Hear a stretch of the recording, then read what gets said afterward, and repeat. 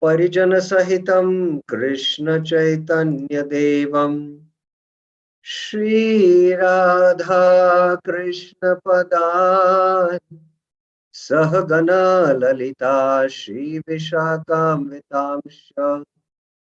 Nama Om Vishnupadaya Krishna Preshtaya Bhutale Srimate Bhakti Vedanta Swaminiti Namine Namaste Saraswate Deve Gauravani Pracharine Nirvishesha Shunyavadi Paschata Deshatarine Hare Krishna Karuna Sindhu Deenabandhu Jagatpate Gopesha Gopika Kanta Radha Kanta Astute Tapta Kanchana Gaurangi Radhe Vrindavaneshwari Vrishabhano Sute Devi Pranamami Hari Priye Vancha Kalpatarubhesya Kripa Sindhubhya eva cha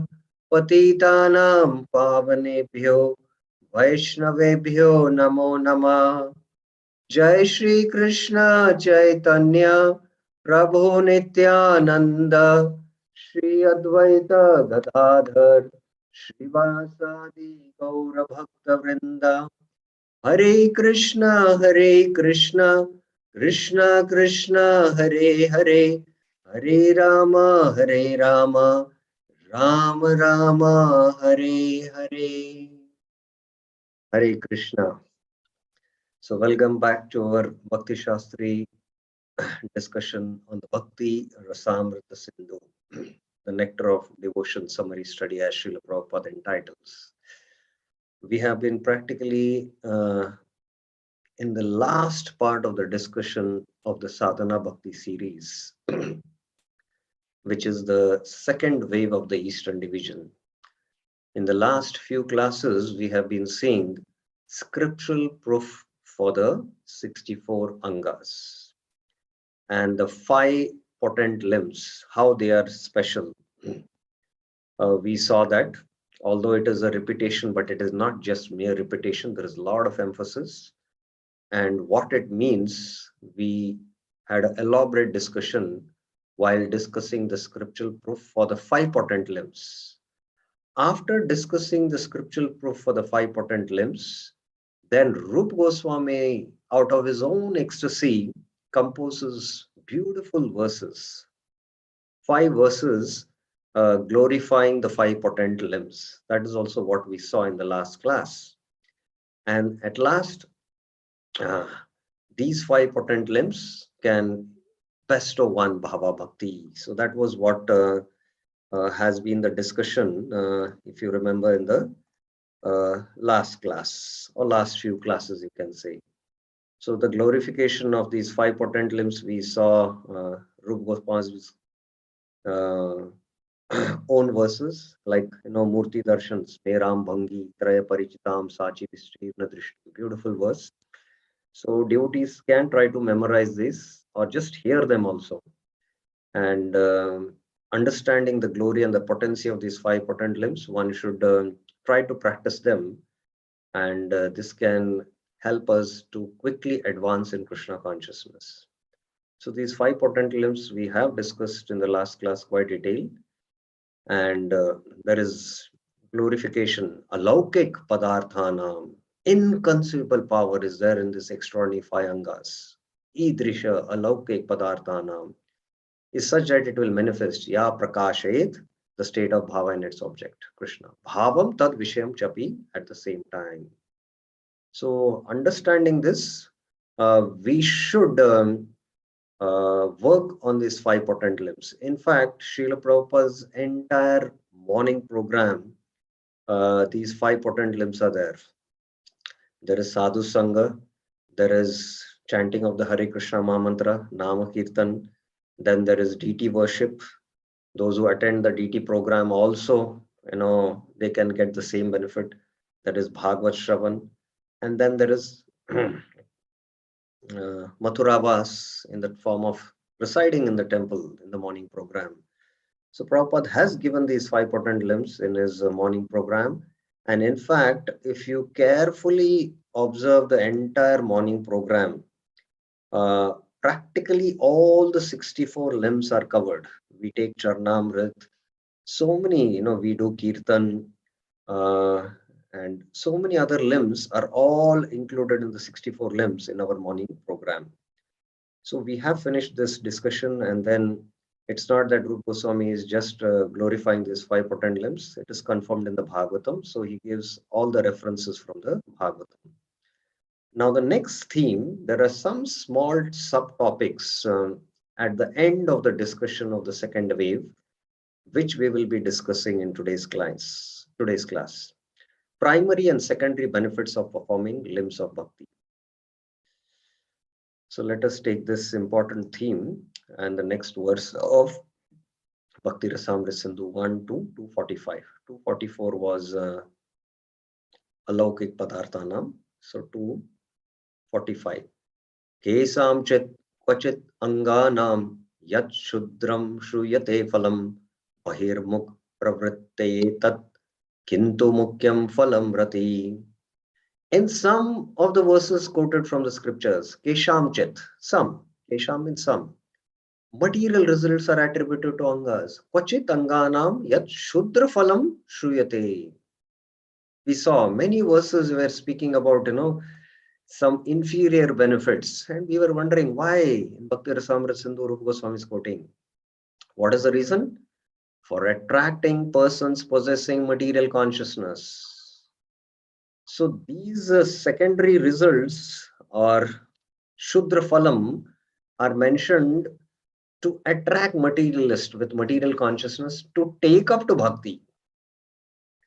However, the main result of these angas is rati, bhava. Kintu mukyam phalam rati. So the main result of practicing these angas is it will give rise to rati. Sadhana bhakti gives rise to bhava bhakti.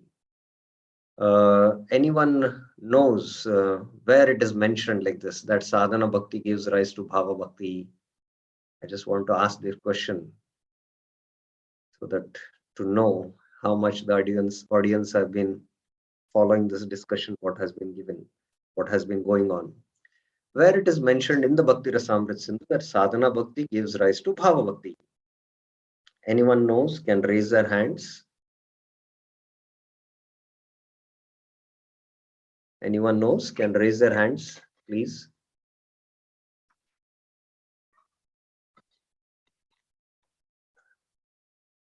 Anyone from the audience, where it is mentioned that sadhana bhakti gives rise to bhava bhakti.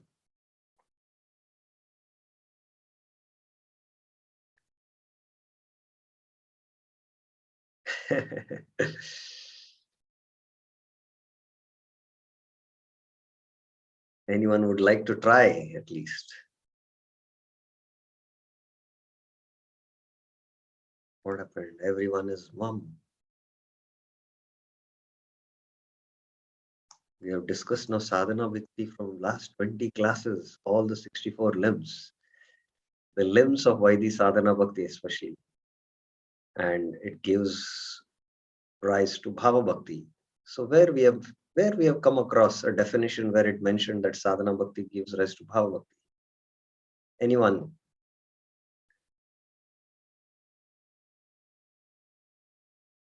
Don't know? Yes or no? At least let me know.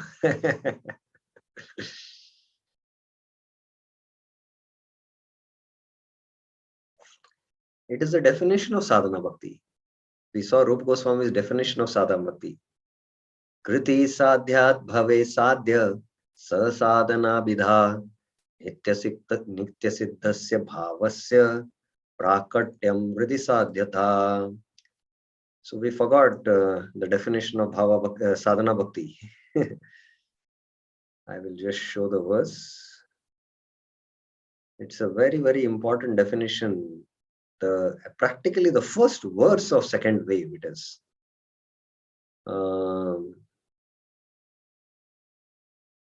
Yes.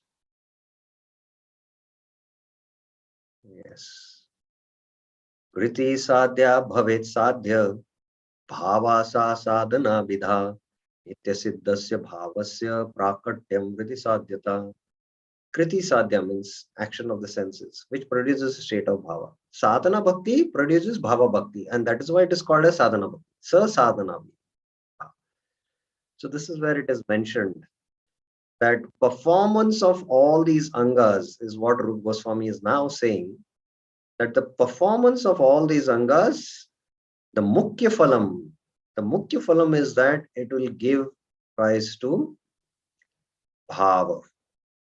It will give rise to bhava. The main result of these angas is rati or bhava. Okay. Now, Jiva Goswami gives a commentary on this. The main result can be understood from the following verses. So he gives reference or scriptural quotations to show that the main result of practicing bhakti is uh, pure devotion or bhava bhakti. Akama sarva kamo va moksha kama udaradhi tivrena bhakti yogena yajate purusham param. The person desiring destruction of all desires, akama. The person with all desires, sarva kamo va. And even the person with an intense desire for liberation, moksha kama, if he has good intelligence, udharadi, will worship the Supreme Personality of Godhead or Supreme Lord, Yajate Puranchar, with pure bhakti. Tivrena bhakti yogena. Tivrena bhakti yogena suggests that when the bhakti is performed very tivra, that is, it is anya abhilashita shunyam and jnana karmadi anavritam, then it will give rise to bhava bhakti.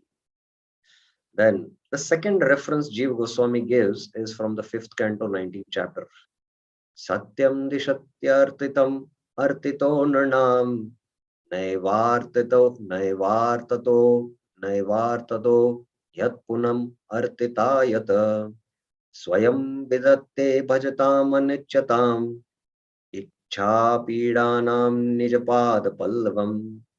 The Lord certainly gives satyam dishatti, desired objects to devotees who request them. Artitam artino nirnam. But he does not give those objects na eva artada in such a way that the devotee will ask again after finishing his enjoyment. Yat punam artita yata. In other words, he gives his lotus feet, swayam vidatte nijapada pallavam, which include all desirables. Ichcha pi danam, to those worshippers, bhajatam, who do not even desire them, anichatam. So this is another verse. And in the Chaitanya Charitamrita, there is those beautiful verses where Chaitanya Mahaprabhu is explaining, Mage Vishaya Sukh. This is my devotee and he is asking me for Vishaya Sukh. Vishaya Bhuliya Swa Charnamrita Diya. I will make him forget Vishaya and I'll give him my own Charanamrita so that he can eternally, nectarianly be happy. So sometimes the devotees have material desires and they see them as anarthas, but yet pushed by the material desires, they might uh, go in that direction, which can be a detour from their pure devotional service. So Krishna he's independent, he's Swarat, and he can sometimes cause frustration for that devotee so that he can give up that desire, or he might satisfy that devotee with that desire so that he feels, oh, this is not worth it. Let me never think about doing that again, pursuing that. And it might make him more serious. So this is how Krishna works for his worshippers, bhajatam. And even if they don't even desire. So this is how Krishna does. So this is the mukhya phala. Next reference he gives from the famous Maharaj Amrish was Ado Hare Kshetra Padanusarpane Shiro Rishikesha Padabhivandane Kamyam Chadase Natu Kama Kamaya Yaduttama Shloka Janashraya Rati. He engaged his legs in walking to the holy places and temples of the Lord. Pado Hare Kshetra Padanu Sarpani. His head in bowing down before the Lord. Shiro Rishikesha Pada Abhivandani. And all his desires in serving the Lord. Kamyam cha dasi. Without desiring material enjoyment. Na tu kama kamayaya. Kama means desire. Like the senses see the sense objects, the sense objects come towards the senses, except me. But na tu kama kamaya. When kama comes, no, I don't want it. Kamaya. Na tu kama kamaya. In order to develop rati as possessed by great devotees. Yatha uttama shloka janashaya rati. So here it is mentioned rati. So all this angas of sadhana bhakti he performed ultimately to develop rati as the great devotees possess. Further, G. Goswami says, however, for those persons with material inclinations, material results are mentioned. For the real devotees, rati is the result. Because rati is produced simply by hearing about the qualities of the Lord. So these with material inclinations might take up to bhakti, being attracted by the material results. And with the practice of bhakti, the material desires ultimately will sublimate. And a pure desire to attain the Lord will awaken. So that's how the scriptures work. Even though this worship is easy, it produces results that cannot be attained by other processes. So other processes cannot give us the result of Krishna Prem, be it Karma Yoga, Jnana Yoga, Ashtanga Yoga. They cannot give us Krishna Prem. Therefore, Bhava or Rati is the main result of practicing the Angas of Bhakti. Sadhana Bhakti Angas, when we perform, we'll attain Bhava Bhakti. Though the result of Sadhana Bhakti is Bhava, that Bhava or Rati also has many varieties according to which of the many forms of the Amshi Krishna the person is worshipping. So this bhava has many varieties. We know there can be dasya, sakya, vatsalya, madhurya. So different forms are there. Based on which form of Krishna worship, it is Bal Krishna and Vatsalya Ras, then it will give you Vatsalya Bhav. If it is the Gopa of Krishna who plays with his cowherd friends, it is Sakya Rati. And if it is the Kaishorya form of Krishna for the gopis, then it is Madhurya Rati. So like that, different forms of Amshi is there, and there are different varieties in this. Now, so having discussed this topic, that what are the primary and secondary benefits of performing the limbs of bhakti, next, the important theme is Varnashram duties are not limbs of bhakti. This is what Rupa Goswami is going to now establish. Now, any questions you have till now what we have discussed? If you have any questions, you can raise your hands. Otherwise, we'll take up these few important topics which are there now, subtopics there, before he ends the Sadhana Bhakti series. Varnashram are not the limbs of bhakti. Any questions up till now? Anyone has? Okay, so let us see it now. Next verse of Bhakti Rasamrita Sindhu.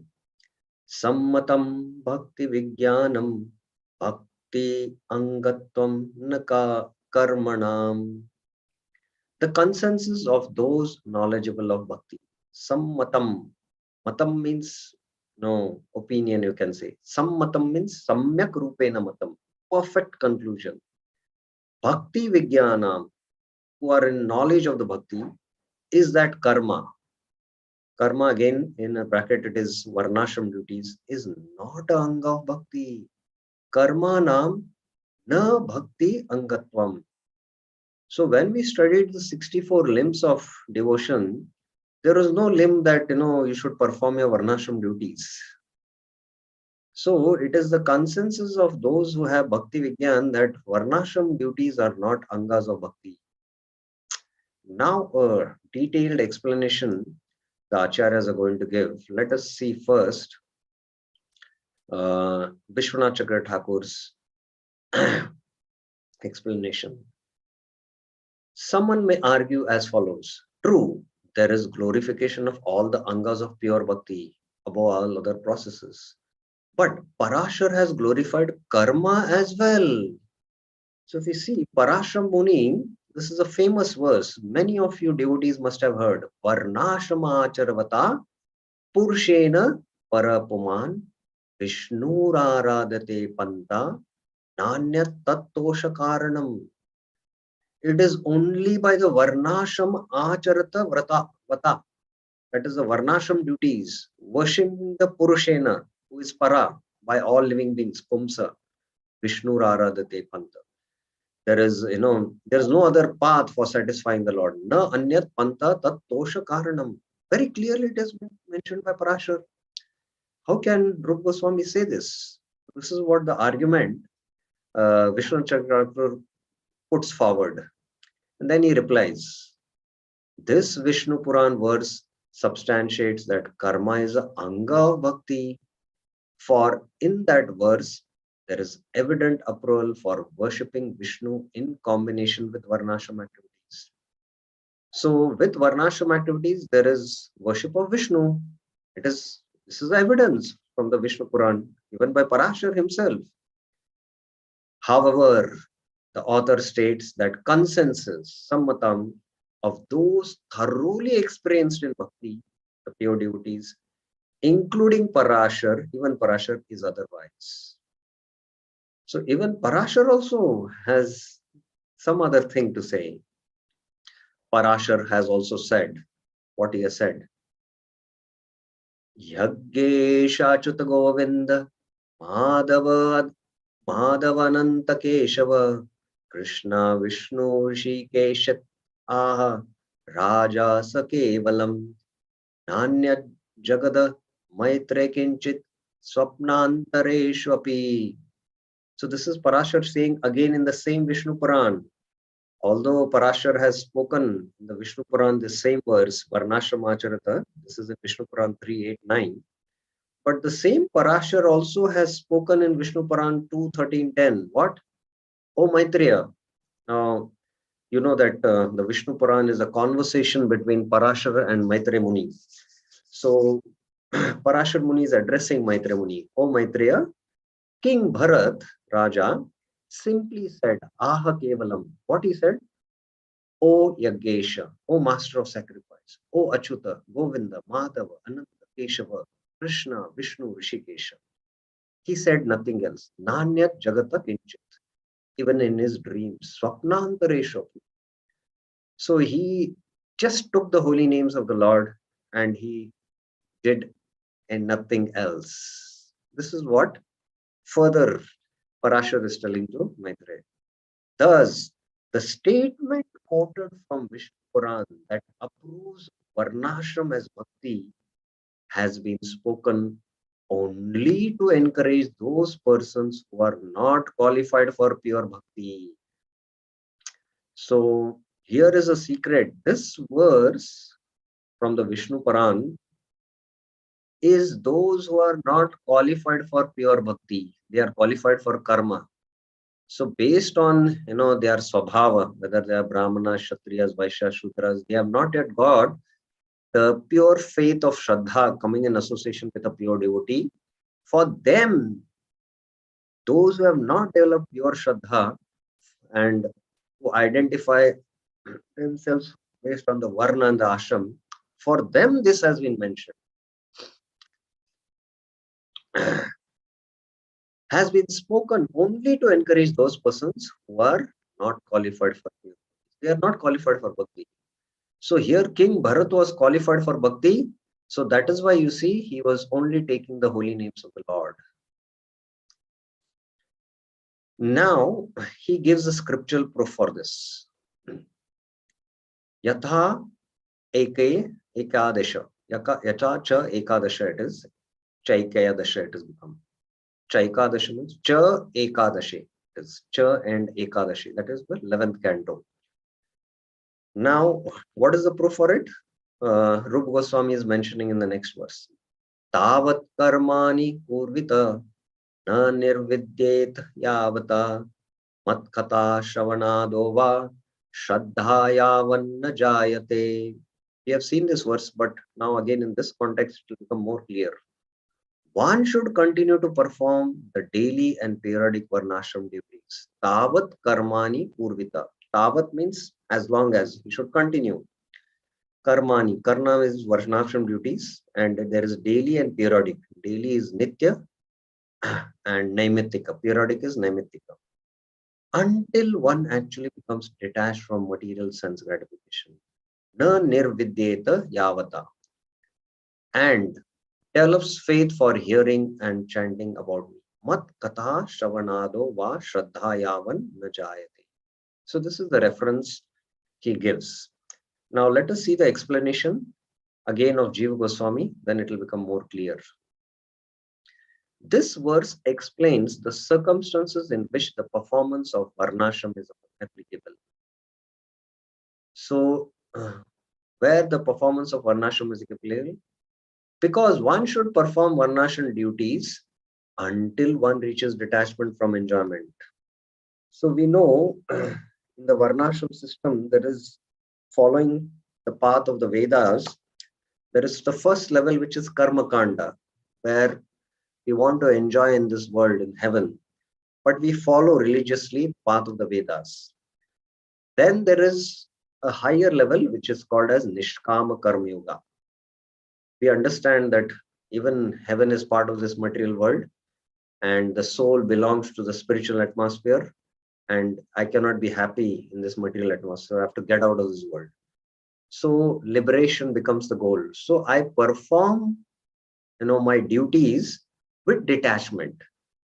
Detachment from the results of the fruit. Karmanyeva adhikaraste ma phaleshu kadachana. So one should perform varnashram duties until one reaches detachment from enjoyment. First criteria. And second criteria is develops faith in bhakti. So as one performs Nishkam Karma Yoga, the heart becomes purified and the jnana increases, and it becomes a suitable environment where you are favorable to accept the bhakti impressions in coming in touch with a pure sadhu who is practicing Shuddha Bhakti. So he has faith now in Varnashram. He has faith that I'm a Brahmana, I should do Patan Patan, Yajan, Dan, Prati. But he has not got the faith of the soul in the form of Shravan Kirtan. That is belonging to the soul. There is the faith of the soul, and there is the faith of the, you can say, mind. Swabhava. Swabhava means, our nature. We are Brahminical, or we are having passionate nature, that is Kshatriya, like that. So there is a difference between the faith of the soul and there is the faith of the Swabhava, or the mind, you can say. So he has faith in his identity based on Varnashram, and he's performing his duties with detachment. And now he has attained detachment. At the same time, he is favorable because he's living in a Varnashram atmosphere. He's favorable to sadhus, and he hears about pure devotion and develops pure faith. So he has to develop faith in bhakti. So till these two criteria are not fulfilled, directions are given to engage in Varnashram. So till then, directions are given to engage in Varnashram. The verse spoken by Parashar thus means that because Vishnu is worshipped by a person who follows Varnashram duties. So the whole Varnashram is ultimately meant for worshipping Vishnu. Those who are in the Varnashram ultimately worship Vishnu, not the demigods. This is one clear thing to be understood. That path and no other is satisfying to Vishnu. This, of course, refers to a person with no faith in bhakti. So this is what is called as karma arpanam. We saw, if you remember, when we are discussing dasyam, there is kainkaryam and karma arpanam. Karma means I do my karma based on my identity as a Brahmana or a Kshatriya or a Vaishya, and I do it arpanam to Vishnu. So this is in one sense Nishkam Karma Yoga offered to the Lord. This is bhakti, but it is not pure bhakti, which can ultimately attain perfection in Vaikuntha. But you cannot get pure devotion and go to Golok. Only by Shuddha Bhakti practice. So they have no faith in pure bhakti now. For them, Parashar Muni has spoken this verse.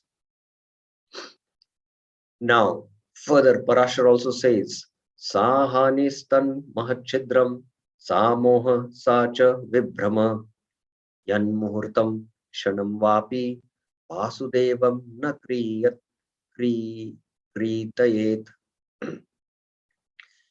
If even a moment, yad muhurtam shanam vapi, the remembrance of Vasudev, the Supreme Personality of Godhead, is Vasudevam na kritayet. It is the greatest loss. Sahani. It is the greatest fault. Sah mahat chidram. The greatest illusion. Sa moha. And the greatest anomaly. Sacha vibhrama. So here he has spoken something superior. He has not spoken that the highest is to perform your varnashram. If you remember, if you forget Krishna, so this is speaking about pure devotion now, Parashar. The commentary says karmani means daily and periodic duties. Sorry. I think this is Vishwanath Chakravarti's commentary now. So this is how Jiva Goswami explains. Now let us see Vishwanath Chakravarti's commentary, and then if you have any questions, take up. The commentary says karmani means daily and periodic duties of varnashram. The scriptures say Shruti Smriti Mame Vegye Yastulanga Vartate Agya Chedi Mamadveshi Madbhaktopi Na Vaishnava. So this is very interesting what Vishnu Chakravarti is quoting from the scriptures. Whoever disregards the Shruti and Smriti scriptures, here Smriti, Shruti, Ullanga Vartate, that are mine. Mam eva agya yaste is a breaker of my order. Agya chedi, a hater of me. Mama dveshi. Now, many times, this is a little out of context.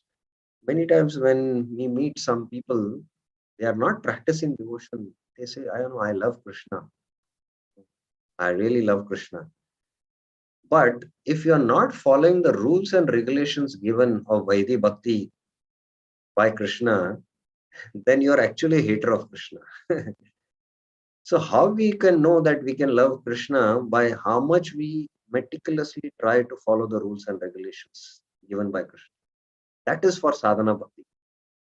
This love, bhava and prema are very, very exalted stage. And those who are in bhava and prema, they never, you'll never come to know that they possess that. And they will never reveal it also.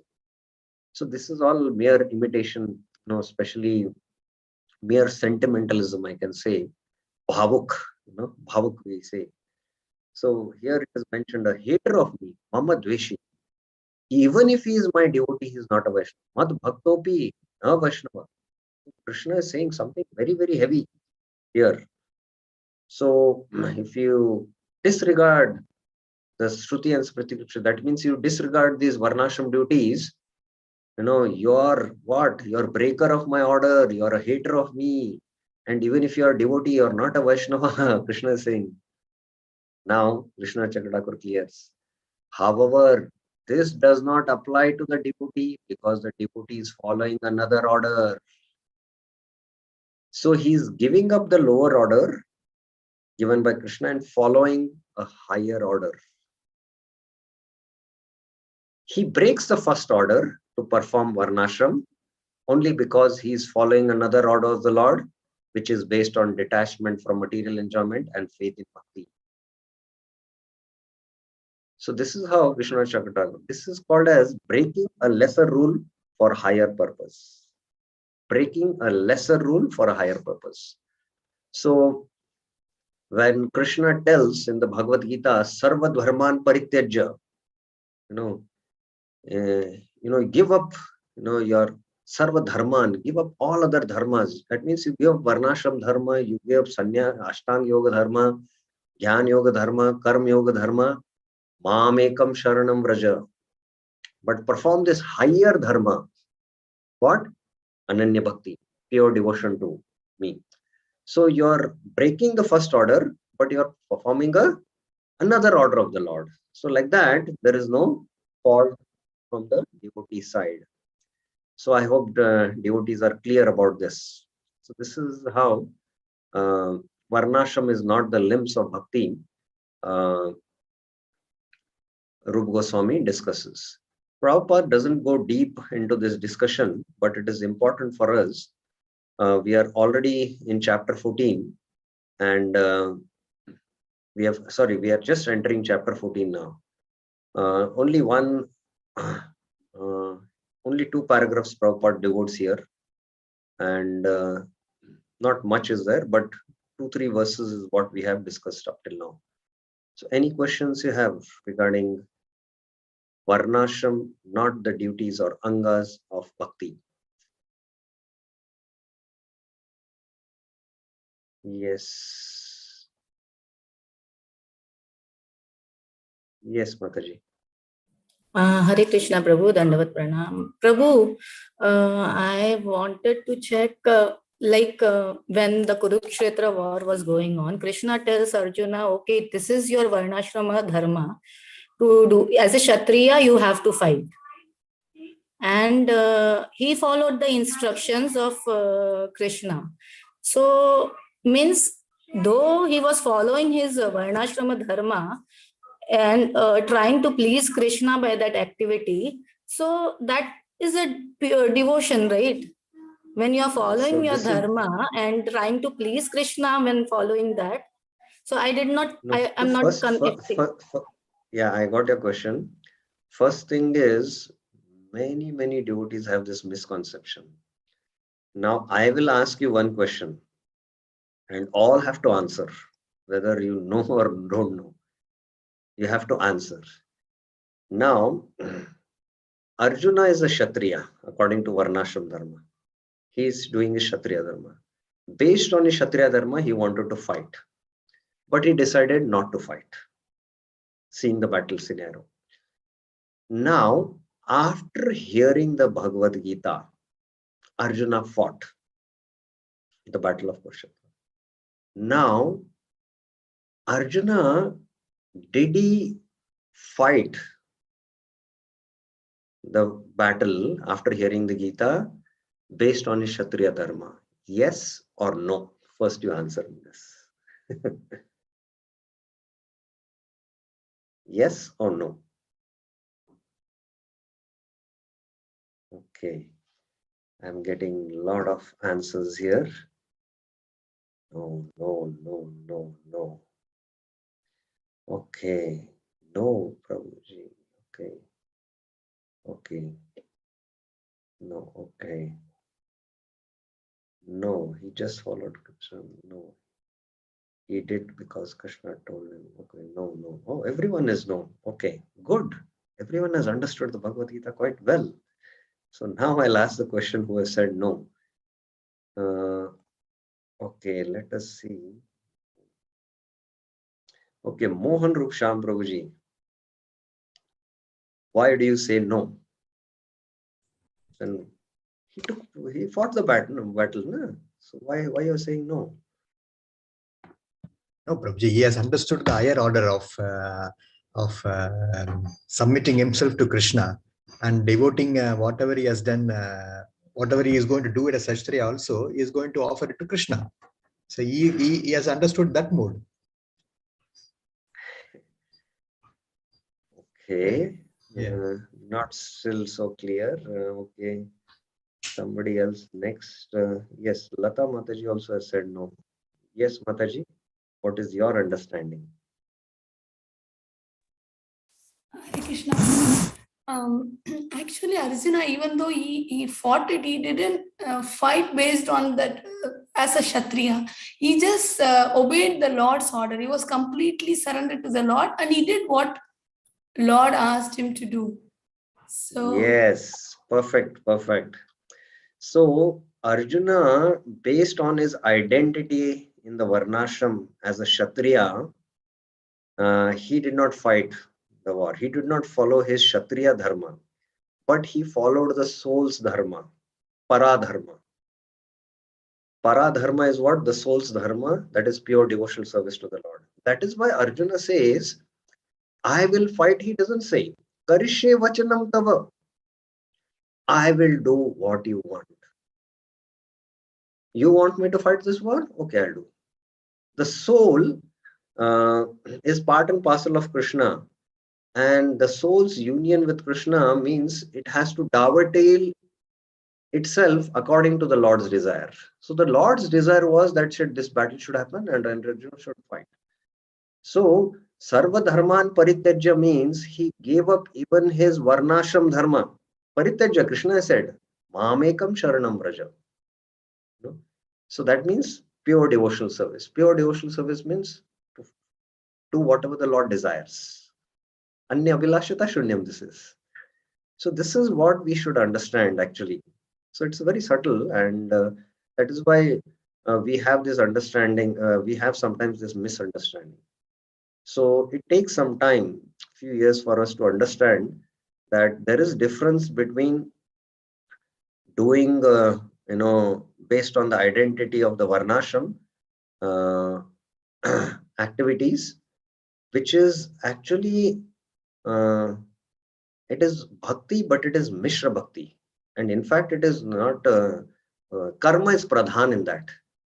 Bhakti is not pradhan. Karma is pradhan. That is why it is called as Karma Yoga. Or as Vishwanath Chakravarti Thakur gives the title, Bhakti Mishra Karma. Bhakti Mishra Karma. Karma, the last word is karma, term, in the term.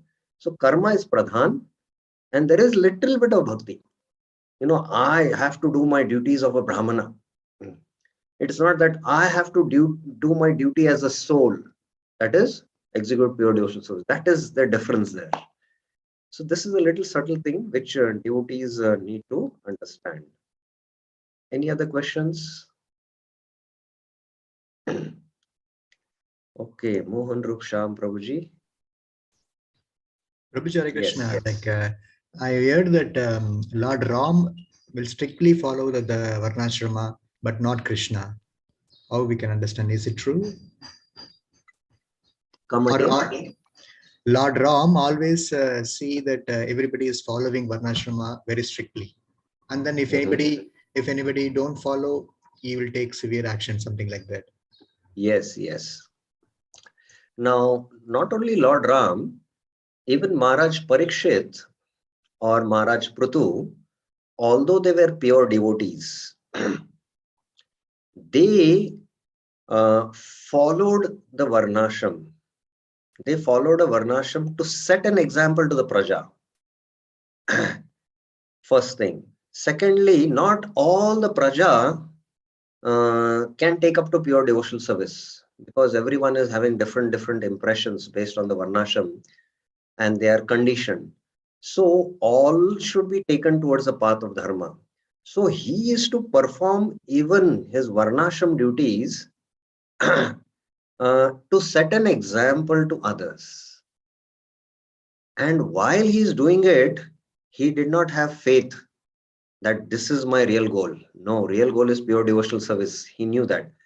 And even if they are doing, if these kings are doing some yajna for the devatas, they are doing these yajnas just to set an example to the prajas, because the prajas are more in material consciousness. And they see the devata as a limb of Vishnu.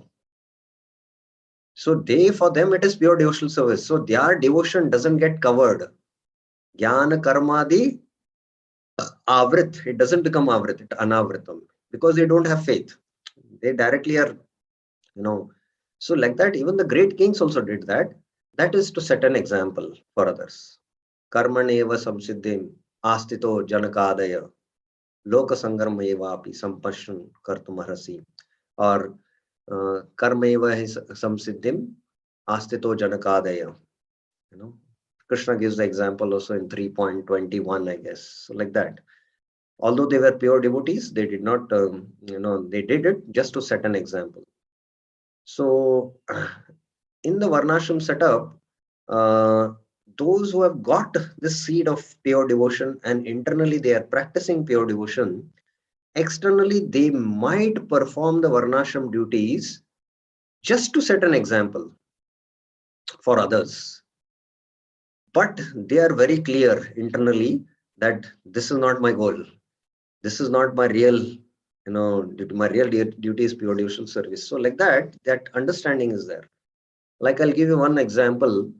The great pure devotee of Varadaraj, Kanchipurna. He was a pure devotee who used to directly speak to Varadaraj. You can imagine what level. And being very elevated and elevated personality, Ramanacharya knew his glories as a pure devotee. So Ramanacharya approached him to take sannyas. He wanted to take sannyas from Kanchipurna. Kanchipurna was born in a Shudra family, but he was a pure devotee. Now Ramanacharya was born in a Brahmana family. So Kanchipurna, although he was qualified to give sannyas to Ramanacharya, he said, if I do, there will be a disturbance in the social. You are a Brahmana, you should take from a Brahmana who is a sannyasi. I am a Shudra. I am below Shudra actually. So he did not want to break the Varnashram setup because that is meant for systematic progression, elevation in spiritual consciousness. So similarly for the Praja to systematically elevate them, the pure devotees might follow just to set an example. Also, we should understand that even in the Vedic times, pure devotion was rare. It was very rare. Most were pious who were following the path of the Vedas. And in them, you would find Gyanis and Yogis. Pure devotion was rare even then. And that pure devotion, by Chaitanya Mahaprabhu's mercy, Srila Prabhupada's mercy, it's available to the most fallen souls in Kali Yuga, which it was never there even within the Vedic times. So that is what we have got. Okay. Any other questions? There was one more hand which was raised. Devendra Prabhu, you have a question? Okay. So now let us take that one more subtopic. You have a question?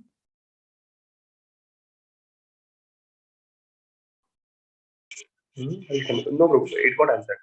I had a question. It got answered. Okay, fine.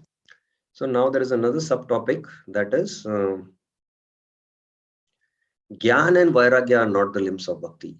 So when we were discussing the 64 limbs, there was no mention of Vairagya as a limb of Bhakti or Gyan as a limb of Bhakti. So now Rup Goswami clarifies in 1.2.248, and this is the beginning of chapter 14 of Srila Prabhupada's NOD.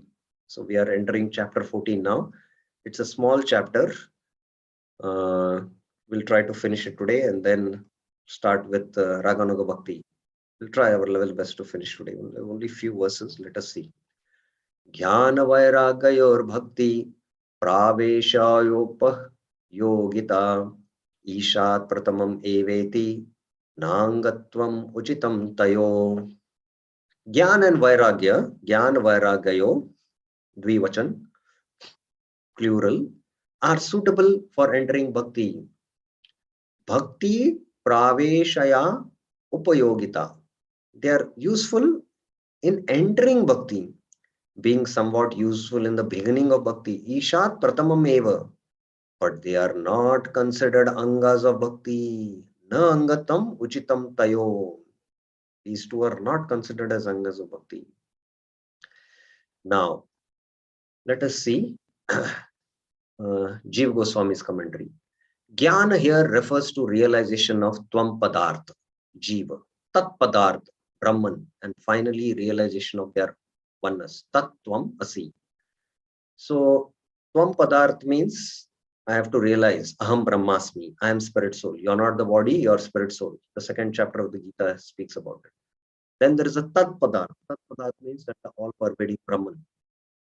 So, Tvam Padarth, Tat Padarth, And Tattvam Asi, identification, I am one with that, so that realization of oneness. So that is what is Gyan. This is called Brahma Gyan, consisting in 3 stages. So there are 3 stages where there is meditation by the Gyanis. I'm not the body, I'm spirit soul. This is one level, Tvam Padarth. Then meditating on the all-pervading Brahman. This is another level. Then meditating on the oneness between the individual and the all-pervading. So these are 3 stages. The word Ishat somewhat means that the knowledge of the Jiva and Brahman are useful, but realization of oneness should be rejected. Please note this. Vairagya in the verse means a type of renunciation that is useful only for Brahma Gyan. Vairagya is only for Brahma Gyan, not for devotees. That part of Vairagya, which is contrary to Bhakti, should also be rejected. This also should be rejected. Now, further, that is the meaning of Ishat in relation to Vairagya. Gyan and Vairagya are somewhat useful in the beginning of Bhakti. In the beginning stages, they are little useful. That means that they are suitable only at the stage of giving up attachment to other objects. So sometimes initially when we join Bhakti, some attachments they have to cut off so that we can take up to devotional service. We all have that experience, right? When attachment has been given up and the person begins practicing Bhakti, Gyan and Vairagya become insignificant. Also, after beginning Bhakti, thinking of these processes will distract a person from Bhakti. Remember this. I will take the questions once I finish this whole theme. When you again come through a lot of points, many questions might be answered also. So just hold on till we finish this entire thing. Thus, they are useful only in the very beginning of Bhakti. Like Sanatana Goswami ran from the jail, and then he had to go through the extreme austerity of crossing to the jungle. He got a beautiful shawl given by his relative. And then when he came to meet Mahaprabhu, Mahaprabhu was seeing at that shawl. Then Sanatana Goswami understood. He gave that and took a quilt, torn-out quilt. Mahaprabhu was very pleased. So initial, that Vairagya, it acts like a stepping stone to come towards Bhakti. Once you take a Bhakti, then it's of no use for us. Actually, they can distract a person from Bhakti. That's what Jiva Goswami is saying. Now, let us see further the verses and then we will take up questions. Yad ube chitta katinya hetu praya satamate sukumar swabhaveyam bhaktistad hetur irita. Because Gyan and Vairagya, yad ube, generally praya, make the heart harsh. Chitta katinya hetu. The authoritative devotees have concluded, Satamate, that Bhakti alone, Bhakti, whose nature is very tender, Sukumar Swabhaveyam. Sukumar means it's very tender. Like children are called as Sukumar. Kumar they are called. Sukumar, this is the cause of entering into Bhakti. Tad Dhetur Irita. Now let us see the explanation for this verse. Again, Jiva Goswami is giving his explanation. This verse speaks of another fault in being attached to Jnana and Vairagya. There is another fault. What is that fault? It causes hardness in the heart. How does Jnana and Vairagya cause hardness of the heart? In Jnana, one must deliberate on the truth by defeating a variety of other philosophies. So, the Jnanis are Munis. One Muni is trying to defeat another Muni. So, in Jnana, these harsh arguments go on. And these harsh arguments make the heart very, very hard. And in Vairagya, one must renounce enjoyment by repeated toleration of suffering. So, the hardness of the heart is caused by renouncing enjoyment by repeated toleration of suffering. I don't know whether I narrated here in this audience a true story. One of our senior devotee who is in touch with many, many yogis and or sannyasis from the Gyan and the Ashtanga Yoga Sampradaya in Rishikesh, Haridwar. He was telling me personally that there was one sannyasi who was in the Himalayas who had walked down right from the Himalayas. He had come down to Rishikesh. And in Rishikesh, he was near the Ganga. There is a Julan. I don't know what it is called. Balram, some Jula it is called. So he had come to, do his worship of Ganga and see the Aarti of Ganga. And while, being there, suddenly his eyes went to a shop where hot jalebis were being fried. And they were soaked in sugar syrup. So his eyes fell on it. And after, having the darshan of the Ganga Puja, he started heading back, walking, back, going up in the Himalayas, walking. And suddenly in his mind, a desire came that he should have the jalebi. So when this desire came, how the Gyanis do their sadhana, just giving an idea. So he came down again, back from the Himalayas to Rishikesh. And he saw in that shop, oh, the jalebi is there. These Gyanis are highly intellectuals. And then he said, if you want the jalebi, you have to pay money. You don't have money. You're a sadhu. So he did a labor job for a day in some construction site, lifting bricks. And at the end of the day, he got some money. With that money, he bought the jalebis. He purchased the jalebis and he sat on the bank of Ganga. And now he started preaching to the mind. Just see, because of this desire to have jalebi, you had to walk all of the way down from the Himalayas, come here. Whole day you had to lift bricks. So this kind of desire is not good. So he took the jalebis, threw in the Ganges, and again walked back to the Himalayas. So there is tremendous austerity they perform in order to give up enjoyment, the desire for enjoyment. This is the Gyan Sadhana. You can have some idea. Now, if the devotee desires jalebi, what will he do? He'll just make wonderful jalebis, offer it to Lord Krishna and have the jalebis. So at least in sadhana stage, it is allowed until we attain Ruchi. Once Srila Prabhupada was giving a lecture in the Krishna Balram Mandir. And while he was giving the lecture, there were some Jad Yogis. Now, the Jad Yogis are like Naga Babas. If you are aware about the Naga Babas, they practice severe, tremendous austerity in the Himalayas. In the hot sun, they set fire all around and they are in the center of the fire to tolerate the heat. And in the cold, they go within the ice, just to become free from the dualities. Such extreme austerities they perform to become free from the desires in the heart. So these Naga Babas who were completely naked, they had come to take the darshan of Krishna Balram. And Prabhupada, in order to taunt them, he told one of his disciples, go and get some gulab jamuns. And right in front, while giving the lecture, Srila Prabhupada picked up the gulab jamun, put it in his mouth in front of them. And he said, you see, the Gyanis want to renounce enjoyment, but we devotees, we offer all palatable dishes to Krishna and have as Mahaprasad. And he popped one gulab jamun into his mouth just to tease them. So the point here is that, because of this renouncing enjoyment by repeated toleration of suffering. So what a toleration they go through, these Gyanis. I was giving this example, climbing up the Himalayas, coming down, lifting bricks, and then not only having the gulab jamun, throwing it, jalebis, throwing it in the Ganges and then going back.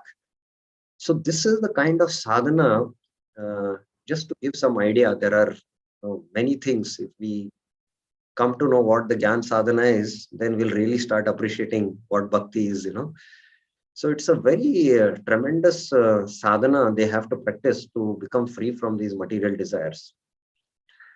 So this is why the heart becomes hard, katinya. The very nature of these practices is harsh or unpleasant, and thus the heart becomes similarly harsh. This is opposite of sweetness and softness of the heart, which is in bhakti. Now, the question what Jiva Goswami asks is, but how can a person enter into higher and higher stages of bhakti without some sort of assistance? So the jnanis and the yogis, they enter into higher stages by such practices, severe practices in jnana and vairagya. But how will devotees enter into higher stages of bhakti then? The answer is given. What is the answer? Bhakti is said to be the cause of entering bhakti, and the previous acts of bhakti alone are the cause of entering into higher stages of bhakti. Bhaktya sanjayate bhaktya, as we have studied. But bhakti also will become the cause of hardening of the heart, since perfection can be reached only by effort. This is again a question it puts. Does bhakti not cause hardening of the heart? Because to attain perfection, a lot of effort has to be put. The answer is given.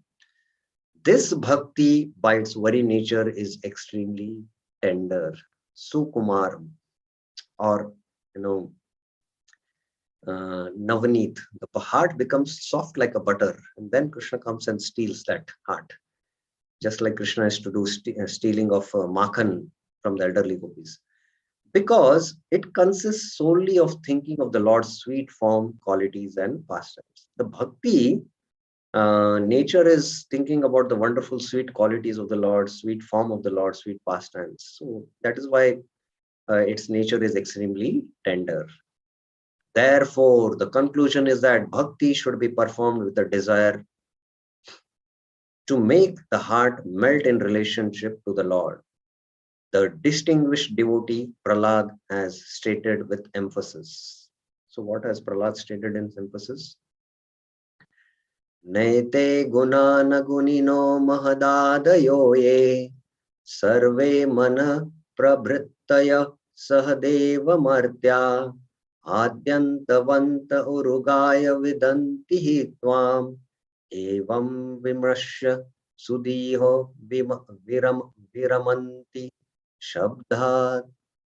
Neither the three gunas, na ete guna, nor the predominating deities, na gunina, nor the five gross elements, mahad adayo ye sarve prabhrittaya, nor the mind, mana, nor the devtas, nor the human beings, sadeva martya, all having a beginning and end, adi antavanta, can understand you. Urugaya tvam vidantihi. Considering this, evam vimarsha, the wise have given up such study. Sudhiya viramanti shabdhat. So now another reference is given. Tatte ritamam rithatama namastuti karma puja karma smritishcharnayo shravanam katayam samsevaya tvai vinete sad angaya kim bhaktim jana paramhamsa gato labete labeta. O Lord, worthy of worship. Arhatama. Arha means to worship. Uttama means worthy of worship. The 6 parts of bhakti are offering respects, praising you, deity worship. Nama, stuti, karma, puja. Menial service, remembering your lotus feet and hearing about you. Karma, smritish, charanayo, shravanam, katayam. How can a person attain prema? Kim jana bhaktim labate? Without these 6 steps of bhakti to you. Tvai iti shad angaya samsevaya vina. So Prahlad Maharaj is speaking about 6 angas. Rupa Goswami is speaking about 64 angas. Prahlad Maharaj has spoken about 6. Who can also award liberation to Jnanis? Paramhamsa gato. So 2 references Jiva Goswami has given about a devotee, distinguished devotee Prahlad, who has stated with only it is to be bhakti which is to practice. These are the two references. The second verse quoted, the word karma, namastuti karma puja, refers to paricharya, treating the Lord as a king. We saw the anga of paricharya, serving the Lord, various deity worship related things, paricharya we saw. Karma smriti charanyo means remembrance of the pastimes of the lotus feet of the Lord. Charanyo is related to all the 6 items in the list and indicates the devotion of the speaker. Without these 6 types of service, some sevaya vinaiti, how can a person attain bhakti? Vairagya and Gyan are not mentioned at all in this statement. So even by Prahlad Maharaj's statement in this verse, he says we can attain you by performing these angas of bhakti and not Gyan and Vairagya. Gyan and Vairagya is not told by Prahlad Maharaj to be practiced as angas of bhakti. So that is to substantiate Rupa Goswami's point that Gyan and Vairagya are not the limbs of bhakti. Now, we are studying actually the Durgama Sangamani Tika. That is the name, resolving the difficult of Jiva Goswami. Gyan refers to, we saw, Atma Gyan. That is Aham, Tvam Tattva, Tvam Padartha. And then Tat Padarth is Ishwar Gyan, the all-pervading Brahman. So Tat Padarth, Tvam Padarth, Tat Padarth is called Ishwar Gyan, the all-pervading Brahman. And Aikatva. Aikatva means oneness. So there are these 3 levels of Atma Gyan. Gyan, these 3 levels, we saw that. So why Rupa Goswami is saying that Gyan and Vairagya are not the limbs of bhakti? Because of 2 reasons. It causes hardness of heart and it is opposite to the nature of bhakti, which is Sukumar. So here I have summarized the aspect of Gyan. By constitution, oneness denies eternality of bhakti. In bhakti, there is bhakta, there is Bhagwan, and in between 2, there is bhakti. So when there is oneness, there is no differentiation. There is no devotee, there is no the Lord. So there is, it denies bhakti. So there is that famous verse of Hanuman, I don't recollect now. Prabhu and Aham Dasa, iti vilupyate. This oneness, this Mayavad philosophy or this impersonal, that Aham Dasa, I am Das, and you are my Prabhu, iti vilupyate, it will be destroyed. So the oneness denies eternality of bhakti. In the application, what happens?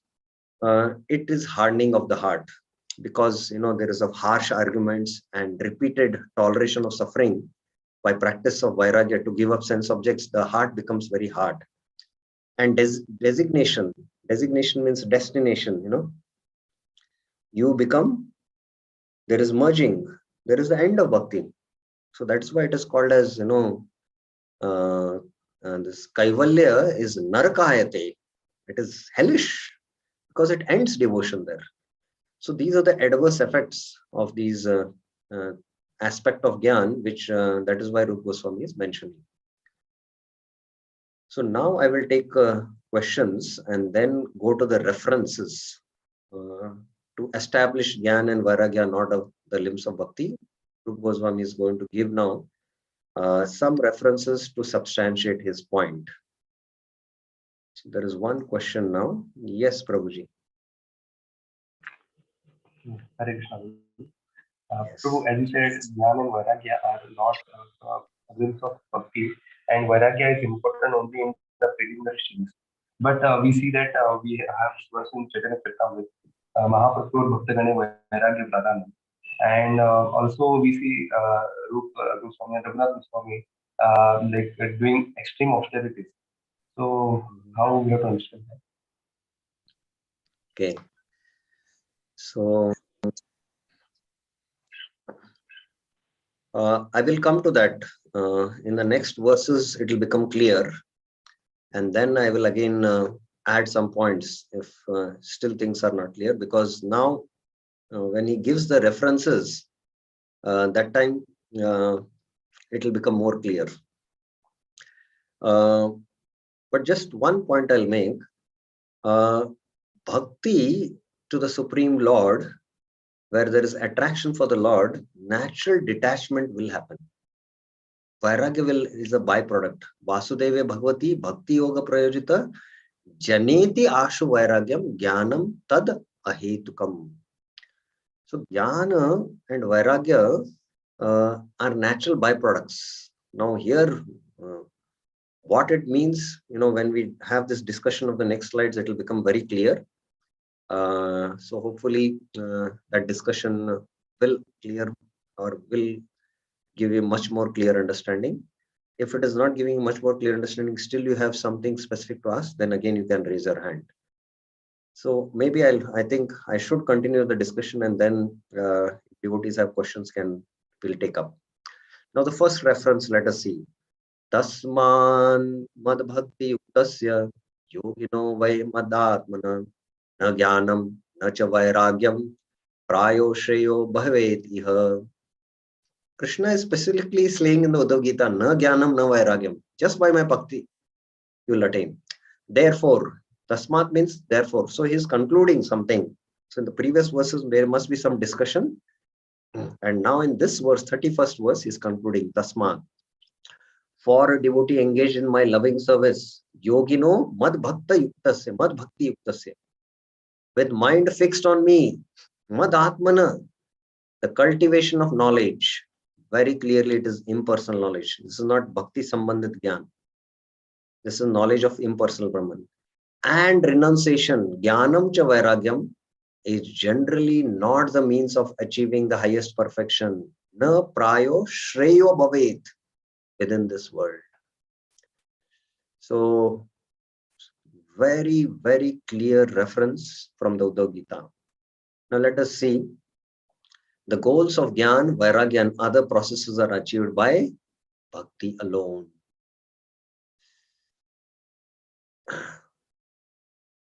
Kintu Jnana Virakti Adi Sadhyam Bhakti Eva Siddhyati. Now this is answering what, the devotee had asked a question. However, Kintu, the goals of Jnana, Vairagya and other processes are achieved by Bhakti alone. Bhakti eva siddhyati.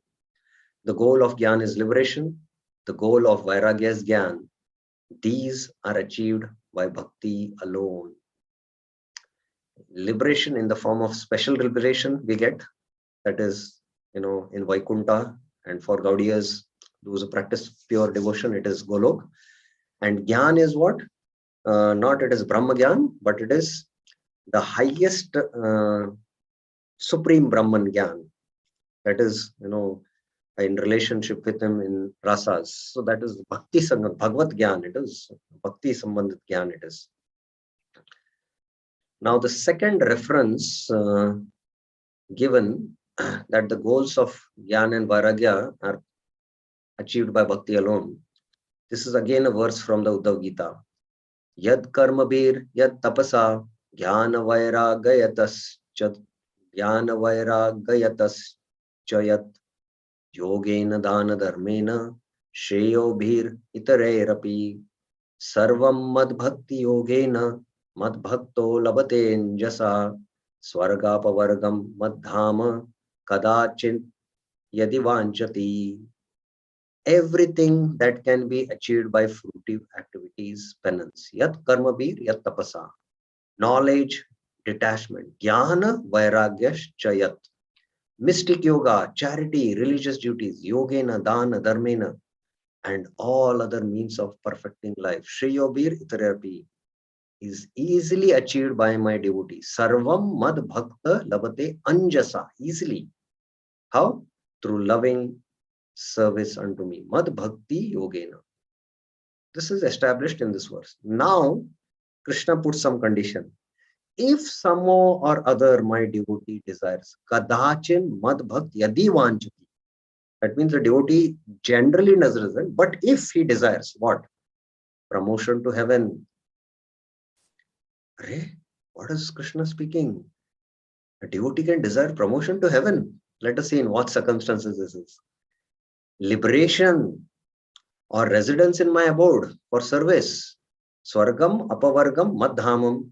He easily achieves such benedictions. Sarvam Anjasa Labate.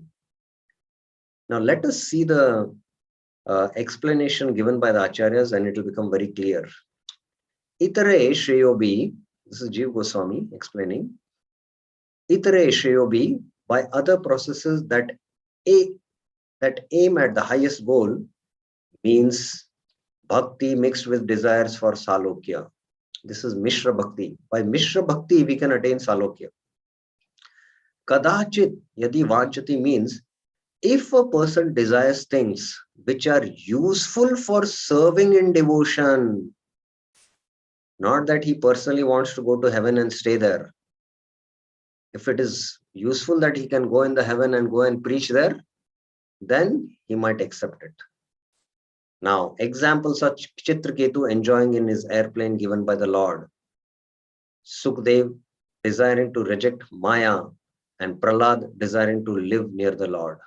So these are all pure devotees. Chitraketu attained heaven. He was in the heavenly planets enjoying with the Apsaras there. Sukdev, he wanted to reject Maya, and Prahlad wanted to live near the Lord. Why? Because it was useful for serving the Lord. Now let us see. Thus, it is said in the 6th canto, Reme Vidyadhara Stribir Gapayan Harim Ishvara. Chitraketu enjoyed life with the woman of Vidyadhar Lok by chanting the glories of the Supreme Lord Hari. So Chitraketu was surrounded by all these heavenly damsels in the Vidyadhar Lok, and his consciousness was so much absorbed in chanting the glories of Lord. That means he had that purity by which he was able to instill or preach pure devotional service there. And that is why he desired to be in the heavenly planets. So this is why Chitraketu was there. And the answer is given here. Now regarding Sukdev. In the Brahma Vaivarta Puran, Sukdev prays to the Lord. Tambro Vimadava Jagan Nigado Pa Meya Maya Kilasyana Vilangayatam Vilangatama Tvadiya Madnati Mam na Yadi Garbam Imam Vihaya Yadyami Samprati Muhu Pratibhus Tvam Atra.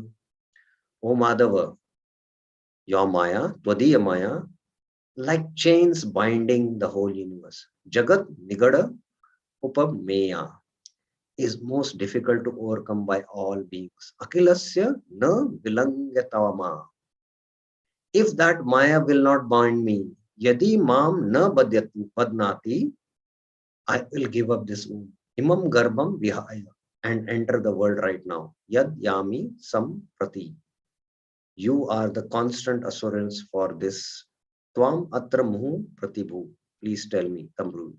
So we know all that Sukdev Goswami was staying in the womb of his mother for practically, some say 12, some say 16. No, it's 16, it is mentioned in the Bhagavatam. Some other quotations are there. But anyway, it doesn't matter, 12 or 16. Because he was fearful to come out of the womb because he might fall in Maya. Sneha bandam idam jagat. Aho balim hi Vishnu.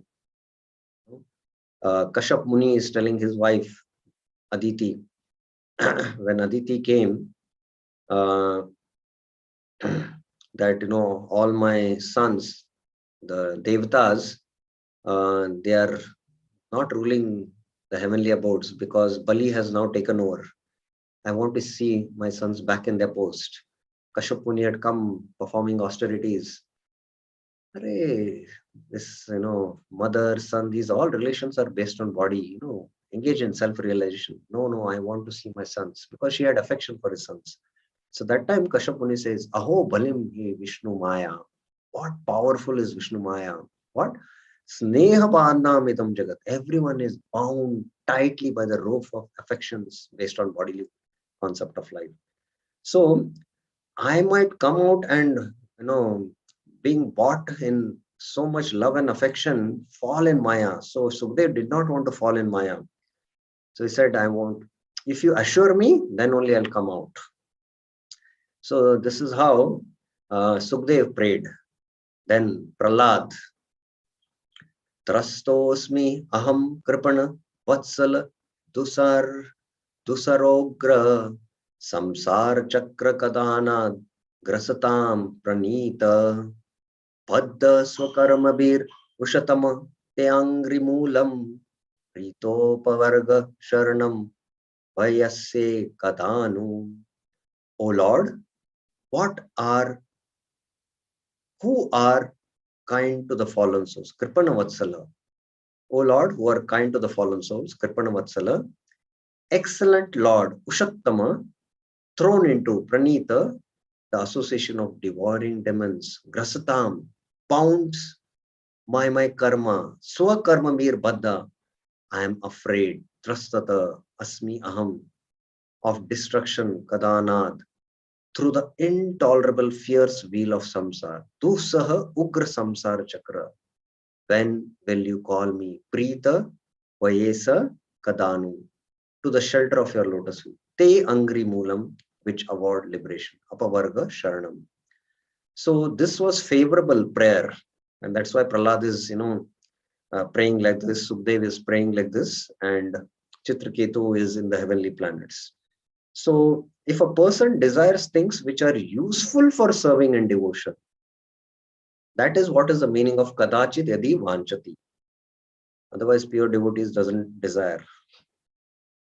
Here, further the explanation is given, Jiva Goswami. I am afraid of the terrible suffering, kadana, of the wheel of samsara, because it is difficult to endure.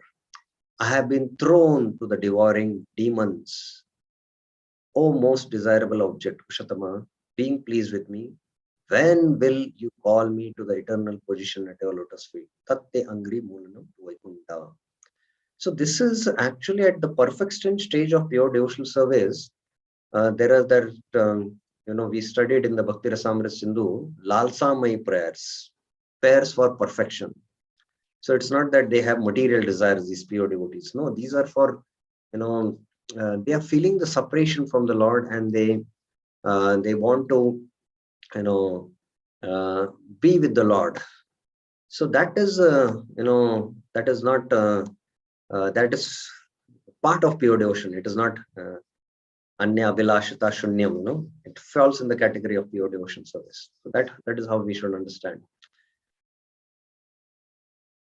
So we have finished Gyan, Varnashram, Gyan and Vairagya are not the angas of devotional service. So any questions now, if you have, I will take up now. Any questions, any clarifications?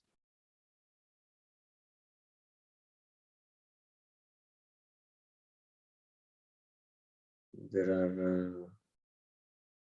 will be one more class required to finish few more slides which are there. Again, we cannot have it now. It's already time is up. 5:32. Yeah, tomorrow we will finish and start with Raganuga Bhakti next week. So there are two questions here.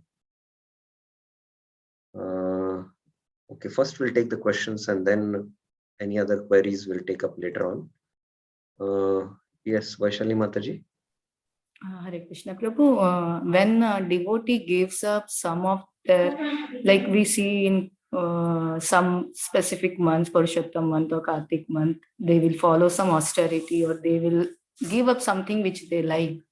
So that is a part of bhakti, right? Yes, that we have studied. I think it is the fifth anga, that Ogadi Tyaga Krishna Hetava. Right. We give up the desire to which is dear to us for the pleasure of Krishna, and that is favorable for our devotional service. So it's directly bhakti. So that is not the part of this where Vairagya. So no, when Vairagya happens, not for the pleasure of Krishna, but trying to I want to get out of this desire. material world. I want to get out of this material world and merge in the impersonal Brahman. Okay, Prabhu. So this material world is Maya, and I don't want to get entangled. So that is their perception of the material world. But for devotees, the material world is Krishna's energy, and I use Krishna's energy. I use the energy in the service of the energetic. Shakti is used in the service of the Shaktiman. That is their perspective.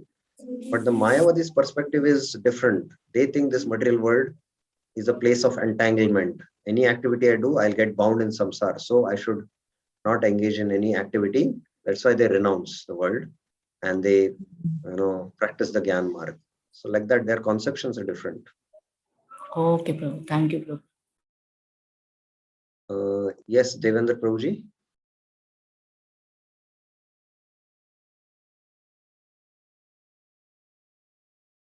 Yeah, what is the question? Yeah, Hare Krishna, Prabhu. Yeah, which question? Same question what I had asked. I just wanted to add some more details. As you further explained that Vairagya and Jnana will be the outcomes after performing devotional service. So that we understand, as you put it from the verse, Vasudeva Bhagavati. But further, Prabhuji, we see Vamshidas Babaji Maharaj, who are pure devotees, but still they exhibit Vairagya to a great extent.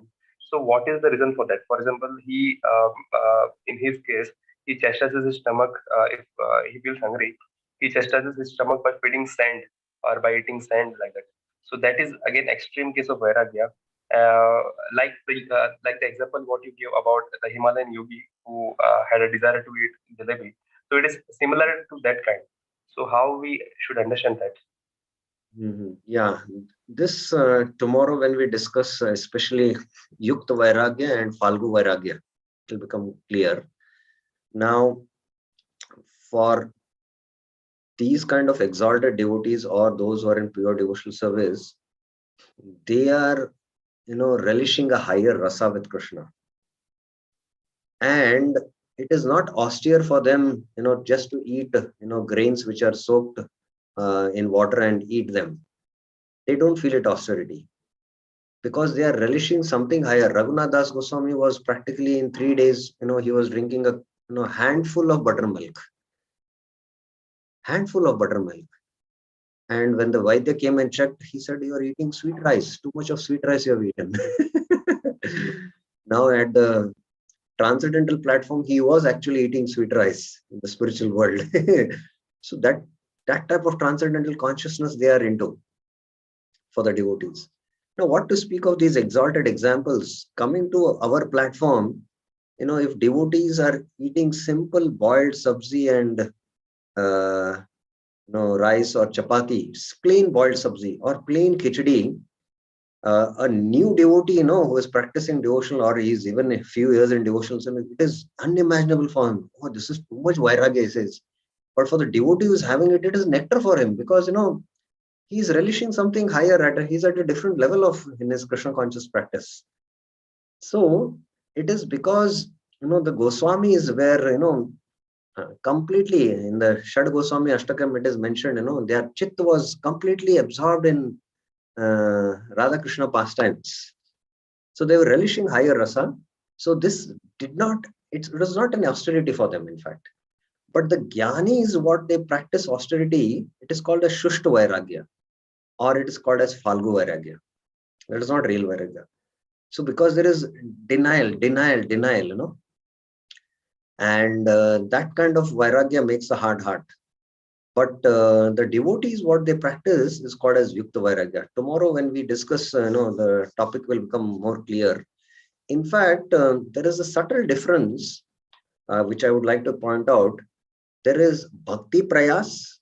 Bhakti Prayas means you should endeavor to practice Bhakti. You should put efforts. And there is Vairagya Prayas. Sometimes devotees, I met one devotee and asked, how is your spiritual life going?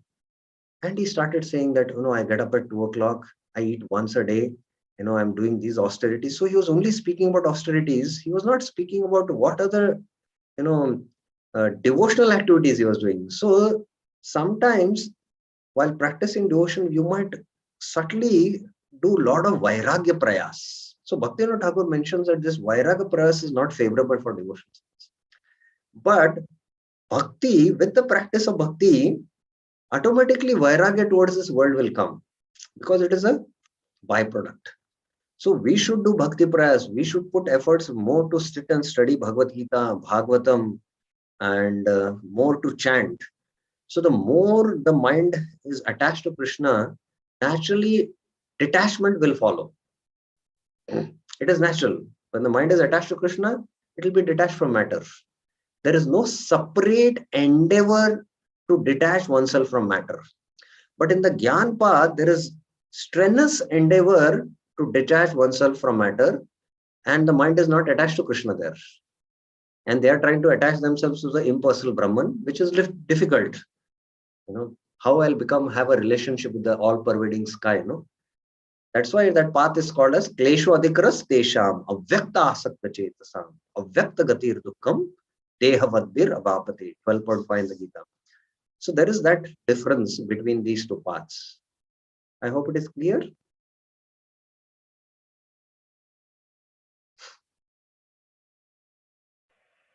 Yes, Prabhu. Thank you so much. Thank you. Yeah. Okay. So we will stop here. Tomorrow, one more class on last few verses of the second wave. And be prepared, from next week onwards, we will be discussing Raganuga Bhakti. Again, quite brief. I think I have just made some estimation. We need now only 12 classes to finish the entire Bhakti Rasamrita Siddha. So 3 or 4 classes on Raganuga Bhakti,